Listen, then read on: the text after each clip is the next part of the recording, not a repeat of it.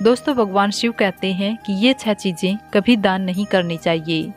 दोस्तों दान करना आवश्यक है। दान के बगैर ना तो आपका भला होगा, ना ही किसी भूखे प्राणी का।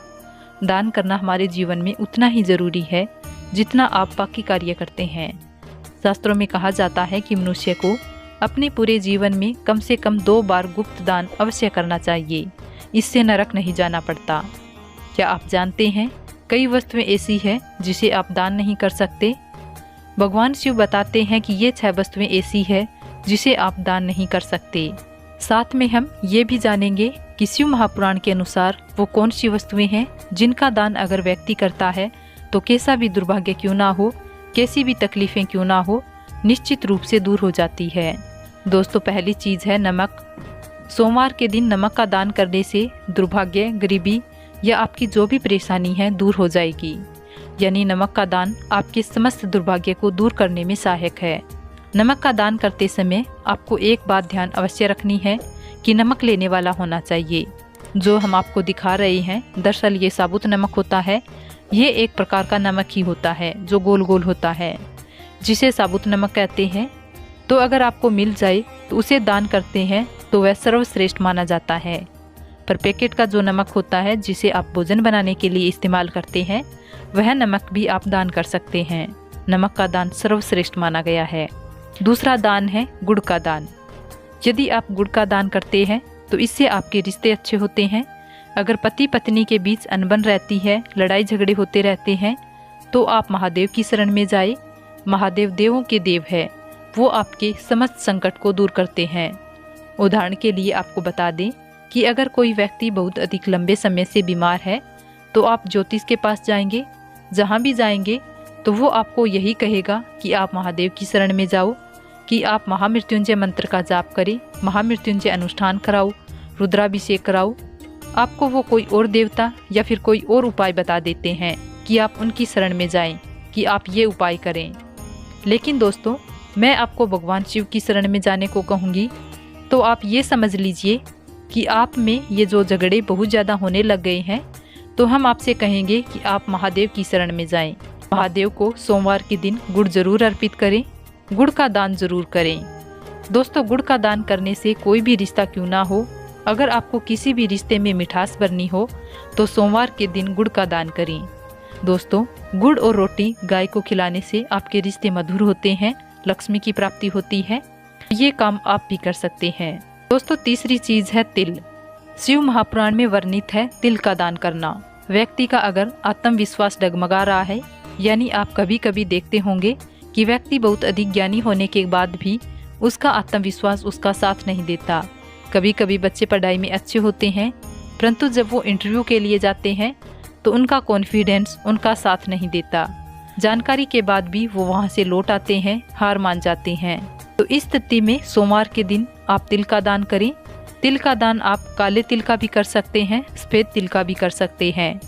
अगर काले तिल का दान आप करना चाहते हैं तो शनिवार के दिन आप कर सकते हैं। ये दिन भी काफ़ी शुभ माना जाता है, इससे व्यक्ति को दुर्भाग्य छू भी नहीं सकता। दोस्तों अगला दान है अनाज का दान। अनाज का दान करने से माँ अन्नपूर्णा अन्न धन का भंडार कभी खाली नहीं रखती। जैसा कि आप सभी लोग जानते हैं कि माँ अन्नपूर्णा शिव शक्ति अर्धांगिनी है। जैसा कि आप सभी लोग जानते हैं कि माँ अन्नपूर्णा शिव शक्ति अर्धांगिनी है, माँ जगदम्बा का स्वरूप है। और उन्होंने भगवान शिव को ये वरदान दिया था कि जो व्यक्ति अन्न का अनादर नहीं करेगा उसका अन्न भंडार कभी खाली नहीं रहेगा। अन्न भंडार का मतलब कि आपका घर धन से भरा रहेगा।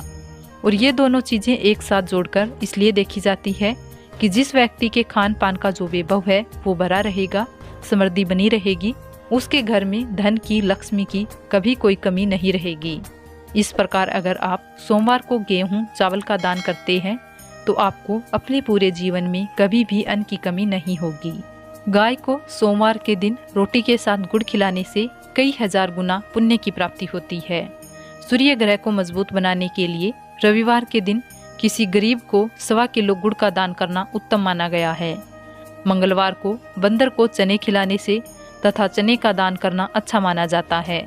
इससे व्यक्ति महाबली की कृपा पा लेता है और उसका मंगल बहुत शुभ परिणाम देने लगता है।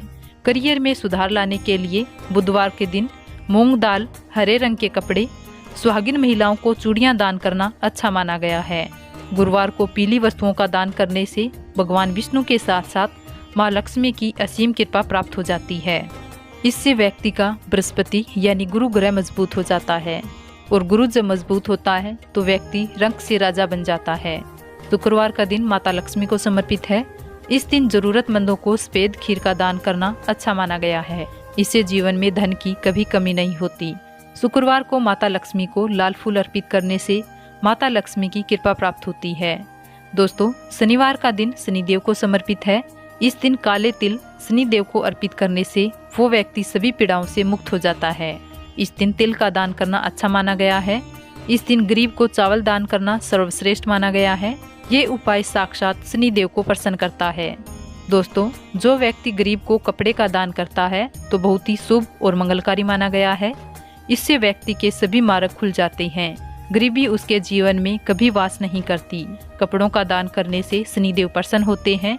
राहु केतु का प्रवेश उसके जीवन में कभी नहीं होता। बुध ग्रह शुभ परिणाम देने लगते हैं।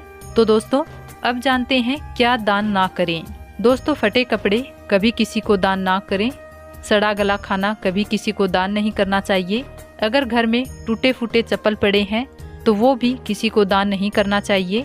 इससे आपका दुर्भाग्य आ सकता है। अपने घर का झाड़ू कभी दान नहीं करना चाहिए। इससे माता लक्ष्मी आपका साथ हमेशा हमेशा के लिए छोड़ सकती है।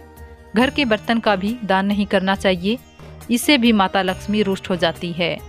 घर का इस्तेमाल हुआ तेल दान नहीं करना चाहिए। इससे शनिदेव नाराज हो जाते हैं।